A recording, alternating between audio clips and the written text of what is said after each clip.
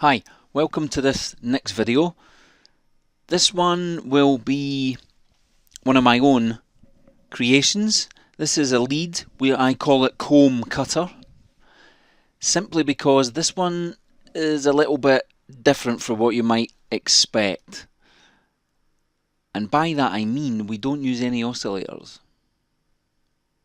Normal ones, FMO ones, or noise. We use a comb filter to generate the initial sound, which is kind of cool, I thought. We'll also use an XMF filter and a shaper, and plenty of effects. Okay, so before we move on, because we're using a comb filter to create the sounds, they will be harsh, so be warned. If you're wearing headphones, turn them down. Got your monitors on, just be careful, because the frequencies we're about to use are slightly odd. Not slightly odd, it's just because it's a comb filter. They're very kind of mid-rangey, and they're very gritty and very high-pitched and all over that kind of frequency, so they can hurt your ears very well. Making these kind of sounds, when I've made the odd error of forgetting to turn something down and I've just hit a key and it's just blasted out of my speakers, I've had to stop work for 24 hours because my ears have been ringing that much, so please be careful. Right then, start with a comb filter. Now you might be thinking, a filter? Yeah. In Zebra, if we turn this pre-fill up, it starts to create a little click, and then we can use the feedback to feed it back into the comb filter and we get audio. Now to start with, we'll have a little click. There we go. In this instance, we're just going to leave it to noise. Now we're going to put the feedback up, so be aware, this will be loud. It's not even so much that it's loud, it is loud. As you can see on the meters, it's above. It's almost at 0 dB there, almost at the top. But it's a hell of a frequency. It really is irritating. So let's see if we can get rid of some of that irritating frequency straight away. We'll bring the tuning down by, as you can see, 24 semitones or 2 octaves. So we brought it down quite a bit. Let me just take that arpeggiator off, sorry about that. Right, so we've got that. Now, what else we're going to do? We're going to turn the width up because I want this to be a stereo, a nice wide sound. But we won't let that go crazy. We will take advantage of that, the fact that it's nice and wide. But with nice and wide sounds, you've really got to be careful because they can suck up the stereo range, the stereo image, very, very quickly. So you've got to just try and keep them under control. But that comes down to your mixing skills, I guess. Right, so we've got all of this. I'm just going to remove that. That shouldn't be there. Okay, so quite a sound already, really. We haven't really done anything. We'll just leave everything else as it is. Yeah, that looks good. Okay, we don't need to do anything else. Now I'm going to add an XMF filter. Just turn it on. And it will probably look something like that when you first turn it on. What we want to do is bring the cutoff down to about 50% to start with. Okay, that's brought it under control. Now your ears can have a breather. So what we want to do here is use this to create, to kind of bring the sound together and round it off, but also add some real hard edge to it as well. So the first thing you do is change that to HP3, because that'll probably say same on your one, I guess. And then you could, remember, this is all about you creating stuff. This is me showing you how I do it, but you might decide to do something else. That's great, that's what I want you to do. Now you could use this offset button here to pan these two from each other.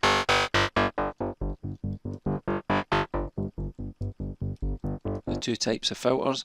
I'm just going to leave it like that, and I'm going to bring up the filter FM. And I'm also going to modulate that with LFO1.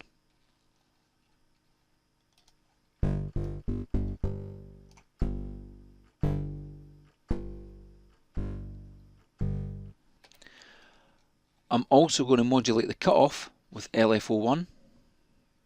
No, I'm not. I'm going to use an envelope. And we want a nice punchy envelope. So I'm just going to zero everything. So we want a nice punchy envelope, so just make sure everything's zeroed. Well, you know the way I do things by now.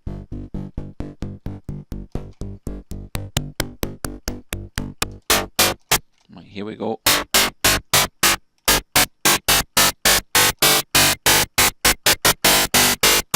Bring up the release a bit.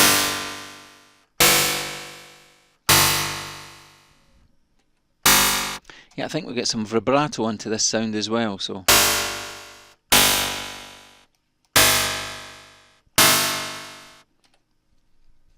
Okay, that's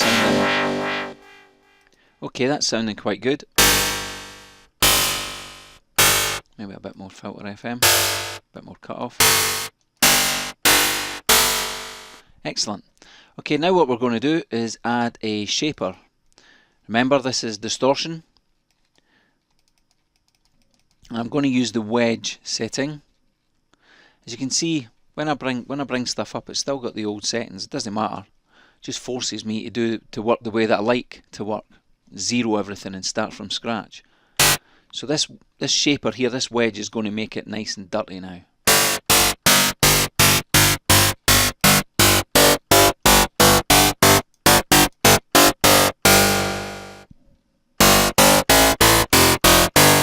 I'm going to use LFO1 to modulate that as well.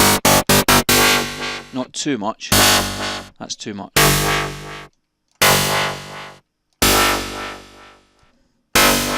I like that. And now I'm just going to boost it a bit. So again, watch your ears.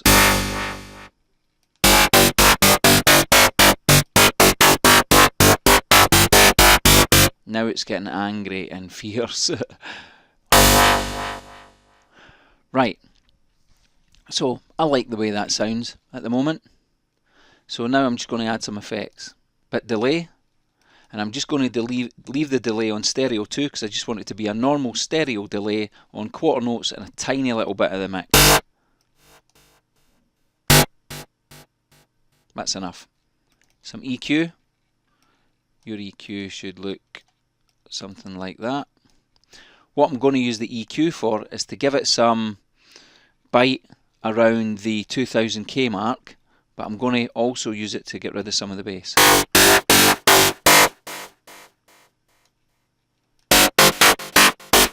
And a little bit of the high end. There, that's kind of tamed it a little bit, which is nice.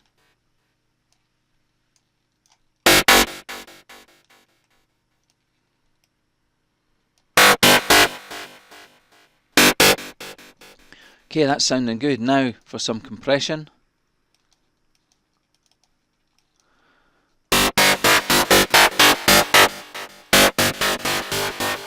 Now, as you can see, I'm using the compressor here to tighten it up, to bring it in, to get rid of some of those crazy harsh kind of sounds. Keeping the harshness, but tightening it up and making it more plausible, easier to work with in a mix anyway. Bit release.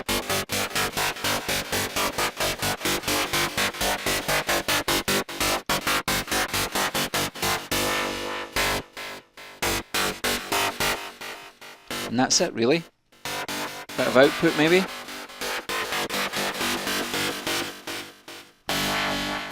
It's a nice sound. But now I'm going to add some reverb, and I'm going to put the reverb on a bus. I'm just going to send it up to about 50. I'm just going to send a little bit, just leaving the settings as they are. Tiny little bit of feedback.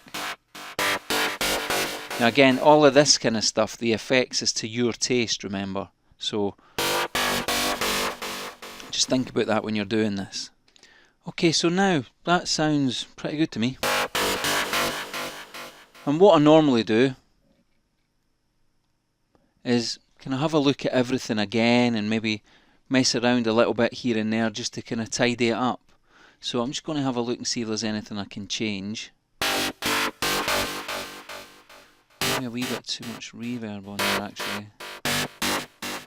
Maybe this can come down a bit.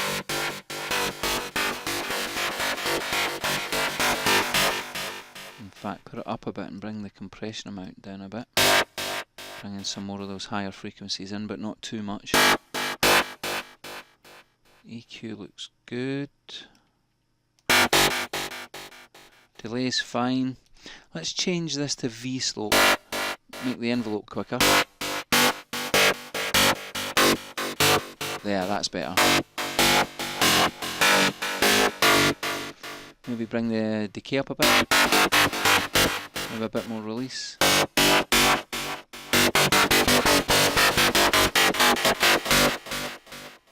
I'm sold. That's it.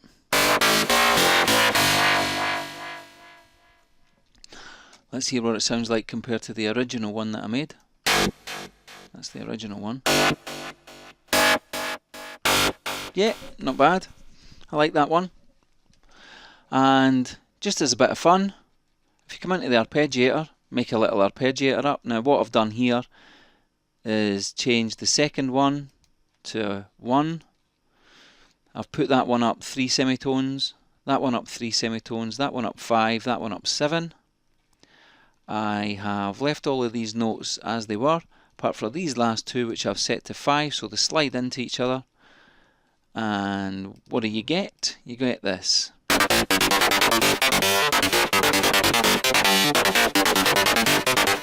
You want to hear it with a kick drum? Yeah, I reckon you do. Okay, so I've added a kick drum in, and I'll just, what note am I using? I'll just draw in one big long note so it plays the arpeggiator. And here we go.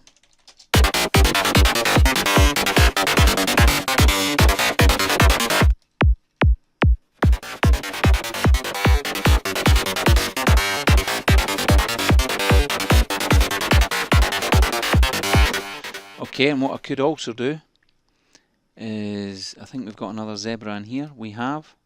I could add the bass that I made in the last video, which is this one. It certainly isn't. It's this one. And we could just draw in some strange bass. So we just be really boring and put an offbeat bass line in.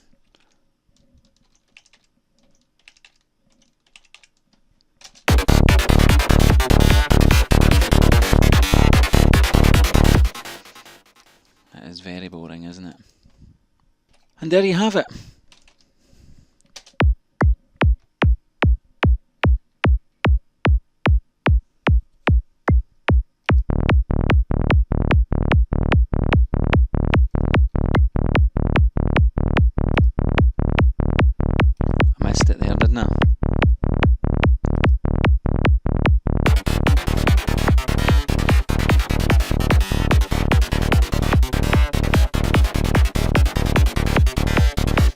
There you go.